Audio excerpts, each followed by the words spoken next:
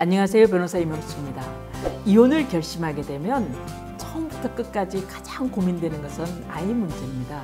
오늘은 이혼을 하게 될 때 아이와 관련된 문제에 대해서 한번 이야기해 보려고 합니다. 오늘 특별히 나우리 아트센터의 이기용 관장님 함께 해주고 계십니다. 안녕하세요, 관장님. 안녕하세요. 반갑습니다. 네, 결혼하셨죠? 결혼했습니다. 아이 있죠? 아이 있습니다. 잘 살고 계시지만 열심히 살고 있습니다. 네, 만약에 이혼을 한다면 네. 아이와 관련해서 어떤 게 가장 궁금하실 것 같으세요? 만약에 이혼을 했을 때 네. 어떻게 하면 내가 아이를 키울 수 있을까요? 부모님이 주는 게 아니라 내가 키우고 싶다. 내가 키우고 싶다면.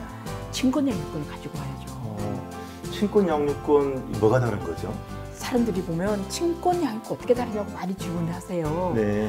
친권은 부모가 아이를 먹여주고 입혀주고 재워주고 키우는, 보호하고 양육하는 양육권이 있고요. 그 다음에 서울에 살자, 부산에서 살자라고 하는 거소지정권이 있고요.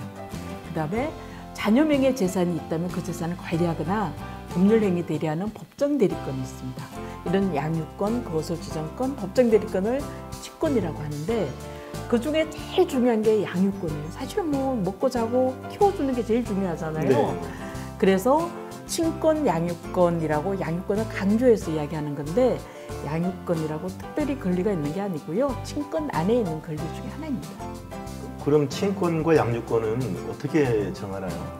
지금 관장님처럼 한 집에 살고 계시면은 네. 친권, 양육권은 부부가 같이 있죠. 근데 만약에 이혼하게 된다면 두 사람이 같이 친권, 양육권 행사할 수 없잖아요. 그러면 누가 친권, 양육권을 가질지 정해야 되는 거거든요. 합의를 한다면 합의해서 정하면 돼요. 근데 서로 내가 키우겠다, 아니면 서로 안 키우겠다, 그러는 부부들도 많거든요. 그렇게 되면 결국 가정법원에 가서 정해야 되는 거죠. 그럼 가정법원에서 그걸 판단하는 기준은 뭔가요? 자녀의 행복과 복리죠. 굉장히 추상적인 단어긴 한데요. 부모 중에서 엄마, 아빠 중에 누가 아이를 키우는데 더 적합할까 하는 것을 법원이 판단해서 친권 양육권자를 지정하고 있어요. 그러기 위해서는 자녀의 나이, 남자인지 여자인지, 성별, 부모하고 평소 애착관계가 어땠는지, 양육할 생각이 있는지, 그리고 지금 현재 이혼 소송하는 중에 부모랑 같이 있는지, 두 사람 중에 한 사람이랑 살고 있는지, 또 경제적인 능력은 어떤지, 아이를 돌봐줄 보조 도우미는 있는지, 이런 여러 가지 사정들을 다 감안해서 종합해서 정하죠. 관장님 자녀 몇 명 있어요? 2명이 있습니다. 성별은 어떻게 되나요? 딸아이, 남자아이 그렇습니다. 일단 나이가 어릴수록, 여자아이일수록 엄마에게 유리합니다. 자녀가 2명이면은 서로 갈라놓지 않고 그 남매 같이 엄마나 아빠나 한 사람에게 주는 거죠. 가능하면 이혼 소송할 때 함께 지내는 부모에게 친권 양육권 인정해주는 경향이 있습니다. 그럼 자녀에게 부모 중에 누구가 살 건지 이렇게 물어보진 않나요? 예전에는 많이 물어봤었어요. 그런데 요즘은 물어보지 않고요. 다만 가사조사나 상담을 통해서 누구와 사는 게 더 좋을지, 누구와 살기를 원하는지를 확인하고 판결에 참작하기도 하죠. 그럼 친권자와 양육자의 만약에 자격이 부적절하다, 그러면 그런 경우는 어떻게 되나요? 다들 서로 너가 자격이 부족하다고 싸우거든요. 그렇겠죠. 근데 법원에서 볼 때 부적격한 경우는 예를 들면 성폭행을 한 아빠, 드물긴 하지만 아동학대를 했다, 뭐 이런 경우처럼 정말 자녀를 키우는 것이 부적절해 보이는 경우들이 있습니다. 객관적으로 누가 보더라도. 그럴 때는 법원이 친권 양육권자를 지정을 안 해주죠. 아니면 면접교섭을 못하게 하거나 아니면 면접교섭 시간을 짧게 제한하기도 합니다.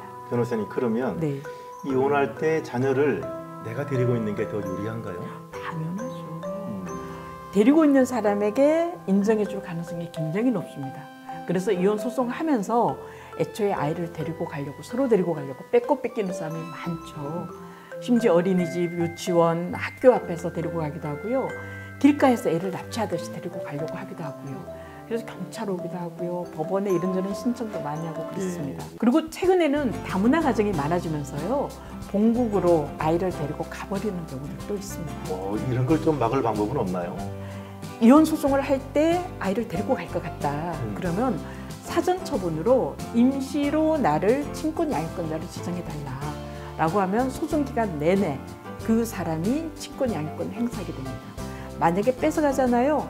그러면은 약취유인죄로 처벌받을 수 있습니다. 이혼 소송하고 아직 사전 처분 신청을 하지 않았거나 신청했더라도 아직 결정 나기 전이라면 어린이집, 유치원, 학교에 현재 소송 중이다. 근데 만약에 아빠가 엄마가 데리러 오면 나에게 바로 연락해주라. 아이 넘겨주지 마라. 라고 부탁을 하는 경우도 또 많죠. 그게 더 안전할 수도 있긴 하고요. 혹시 친권제나 양육제로 이렇게 지정이 되지 않으면 그럼 부모와 자식 간의 관계는 끝이 나는 건가요? 다들 그렇게 물어보세요. 그런데 살아있는 한은 네. 부모 자식 관계는 그대로 끝이 없어요. 부부 관계만 끝나는 거예요. 그래서 친권, 양육권이 지정되면 아이를 같이 살면서 키우는 거고요. 네. 만약에 키우지 못한다면은 면접 교섭을 통해서 만나면 되는 거고요. 그리고 여전히 가족관계증명서 보면은 자기 자녀로 다 나와 있고요. 엄마에게도 네. 아빠에게도. 그리고 부모 모두로부터 같이 살지 않아도 친권 양육권자가 아니어도 상속 다 받을 수 있습니다. 친권자, 양육자를 이렇게 변경하는 것도 가능한가요? 당연하죠. 자녀가 성인이 되기 전까지는 언제든지 변경할 수 있어요. 합의가 되면 시군구청에 가서 두 사람이 가서 신고를 하면 되는 거고요. 네. 합의가 안 되면 가정법원에 아이를 내가 키워야 되겠다라고 변경 신청을 하면 되는 거죠. 네. 친권 양육권 변경하기 위해서는 왜 필요한지 정말 많은 증거들과 많은 주장을 해야만 가능합니다. 변경은 가능합니다. 양육자가 아니라도 아이를 볼 수는 있는 거죠?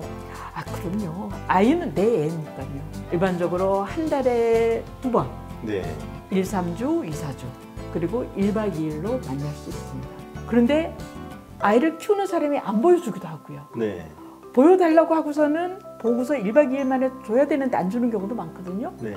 그럴 때는 법원에 여러 가지 아이 보여달라, 아니면 아이 돌려달라 네. 소송을 해야 되는 거죠. 이혼이 어차피 넘어야 될 산이라면 아이의 상처를 최소화하면서 해결할 수 있도록 전문가와 함께 상의하고 시작하는 것이 좋겠죠. 오늘 이렇게 함께 나와주셔서 감사드립니다. 좋은 말씀 주셔서 고맙습니다. 감사합니다. 감사합니다. 언제? Now? 누구와? 리 변호사가 있는 나우에서 만나요.